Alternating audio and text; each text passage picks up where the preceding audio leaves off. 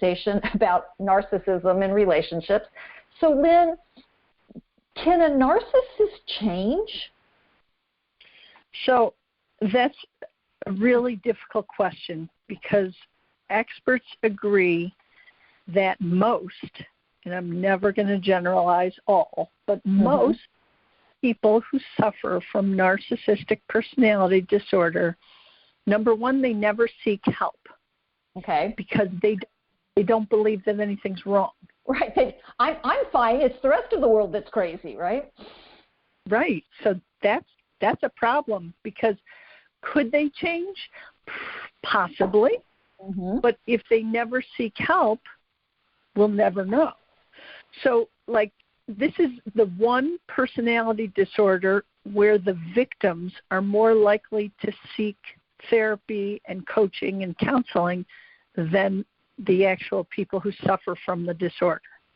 So would it, I guess because you'd said earlier that narcissism is on a continuum, and like you said, you're a narcissist with a 10 out of 10, and maybe somebody else would only qualify, and technically they would not be met with the diagnosis if they only had 3 out of those contributing factors. But because I think you said they needed to have 5 for a clinical diagnosis. Yeah. And again, if I'm living with a narcissist or somebody who has these tendencies, I don't really care if it's a clinical description or if they match the clinical definition. So is it that people who might have fewer of those identifiers might be more willing or able to change? Yes, agreed. Absolutely. I've just never met someone that had one without the other, and I've never coached someone who had a relationship with someone who only had 1 or 2. Sometimes. I know that when I went to school and you get a copy of the DSM and you read it, and of course you're studying for the exam and you're like going, oh, I have that, and oh, I have that too. And it's like you suddenly you think you have every mental disorder in the book, literally. And I think that maybe what is so difficult about, because I think there are a lot of people who just don't know, who don't have the relationships skills, and a lot of their behavior might look like narcissism, but it's the difference between narcissism and just a bad relationship. Well, here's the thing. Things that can show up in toxic relationships with a narcissist, if they're controlling your time, if they're controlling your finances, these are big red flags. These are things you should be questioning. The idea of monitoring where you are every moment and texting and calling, 100 times a day, this is not normal behavior. No. If they're isolating you from your family and friends, not normal. If they are not allowing you to have any financial independence, that is, you have to clear every expense with them, and that they track everything that you spend money on, this is problematic. So these are all things that could occur in a relationship with a narcissist. They like to use punishment tactics like the silent treatment, gaslighting, and triangulation. And those are really not tactics used by people who don't suffer with narcissistic personality disorder. So, those are things that you're going to see. I coached one client whose significant other would give them the silent treatment while they were living in the same house for months at a time. Oh, my gosh. And yet they still weren't convinced that this was someone who suffered from narcissistic personality disorder.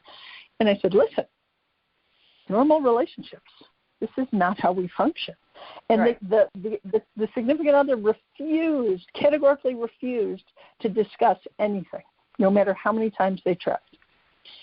So, these are not normal reactions. Right.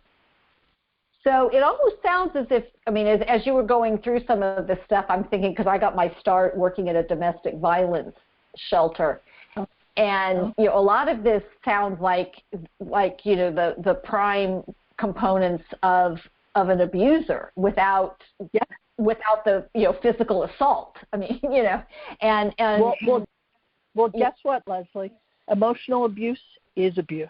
Oh, it is abuse, absolutely. And in fact, the thing is that people, you know, I mean, I've actually had people tell me, well, you know, my partner doesn't hit me, and I'm going, well, that's a pretty dang low bar. I mean, you know, as far as I'm concerned, that should be a given. That should not be like something that, I mean, yes, should we celebrate we're not being hit, but yeah, you know, I mean, and they're missing a lot of, you know, because you never get physical abuse without the emotional abuse, although you can have the emotional abuse without the physical abuse. And the other thing that I was told is that in many cases, my clients, they said, I'd rather be hit because at least the bruises heal. And I mean, yeah, I mean, that was my reaction. I'm going, oh my God, you know, because that's how damaging this is. And, you know, I mean, and my personal opinion is whether or not somebody's a diagnosed narcissist or not, if they're engaging in these harmful behaviors, it's like, okay, we don't need to label them, but we do need to take action.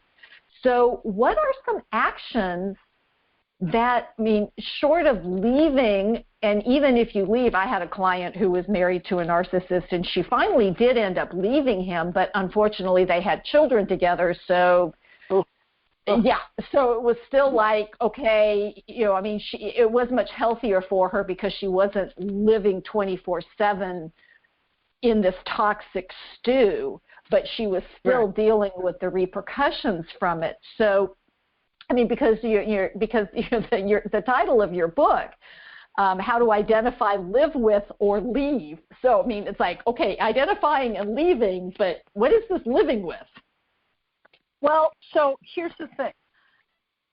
When your narcissist is your parent or your sibling, you know, that it's difficult to leave them forever, right? Because they're always going to be that person in your life.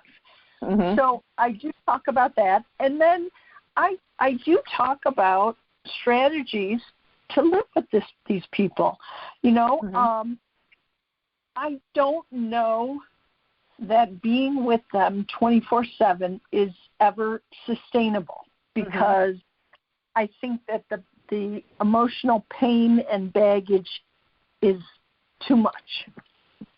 But I do think that if it's your parent, you can figure out ways with some of my strategies to peacefully coexist for temporary periods of time, right? So whether it's a dinner or it's a holiday or it's a special occasion, you can get through this. The idea of actually cohabitating is probably not sustainable. But, you know, I do have coaching clients where they are co-parenting with their ex-narcissist. And as you stated, you know, that feels like a life sentence. And that's more of counter-parenting than co-parenting. But, again, I teach them to learn how to coexist, and they can. So what are some of the things that you recommend? Number one, you need to really focus on your mental and emotional health. Okay. Because you need to protect yourself. So number one, I suggest establishing boundaries. And you have to be willing to stick to them. So you have to commit to them because, you know, a lot of times we let people dictate the way we're going. So you need to make a commitment to that and say, you know what, I'm going to see this person during this window of time, and I'm not going to let them tell me when they can do it. I'm going to tell them when I'm available. And I'm going to tell them I don't need to speak to you on the phone ahead of time. I don't need to have that conversation. I will see you between, 2 and 4, and that's when we can be together, and then that's it. And the other thing is, narcissists love to provoke their victims. They do things to get a reaction out of you. Mm-hmm. And this is hard. And I tell people, you have to learn not to react. You can't give them that satisfaction of reacting. They want you to. Right. And it makes them grow bored with you when you don't react. It really does. It's like they're like, I'm going to go bother somebody else. Like, this isn't working out. So I do a lot of breathing techniques, and some I have very little patience, but I do like meditation for those people with no patience. Okay. Because I think that you need to be calm. You can't be reactive. So in order to get there, you need to do some breathing, and you need to tell yourself, no matter what this person says, I'm not going to take this personally. They have an illness. They have narcissistic personality disorder. So, what I told people in my book was that I learned to make space for my father's mental illness, but it took me longer to make space for my own post-traumatic stress from all of the abuse. And I'm so glad that you mentioned that, because it is real trauma. Oh, yeah. And it's part of being able to not take things personally is to heal our own trauma and not blame ourselves, because the other thing, and we haven't really talked about it, but a lot of times narcissists on the surface are incredibly charming. Yes. And and they can, and in the beginning, and I don't know enough about it, but I don't know if they necessarily do it on purpose or whether they do it because they just know it works. And I know people will go, well, what's the difference? And it's like, well, it's a level of consciousness, but it's sort of like you were talking about, that they'll get bored with you if you're not giving them the reaction. And so it almost sounds as if the way in which they lure people in is by, in the beginning, they're not showing these tendencies. They don't show them until they kind of hook you. And then it's like, oh, okay. Is that an accurate description? Yes. Okay. Yes. So it's interesting. If it's a romantic relationship, obviously that's different than this parent-child or sibling or friend. But you're born into there's a period of time, obviously everyone calls it like a honeymoon period, but with someone who suffers from narcissistic personality disorder, they're known for love bombing you in the beginning of the relationship. And so love bombing is exactly what it sounds like. They are overly affectionate. They do these things where they'll take you places and, like almost acting out your fantasies. And they will, be your prince or princess charming. And they're charismatic, and just everything is moonlight and roses. And then all of a sudden, it's not. Yes. And then you go into that next phase, and there's probably not a lot of indicators so that you think you're still in this fantasy relationship, this honeymoon, and the other person, it's like Jekyll and Hyde. They have turned sullen, and they no longer want to do those things with you or take you to those fantastic places, and now They want to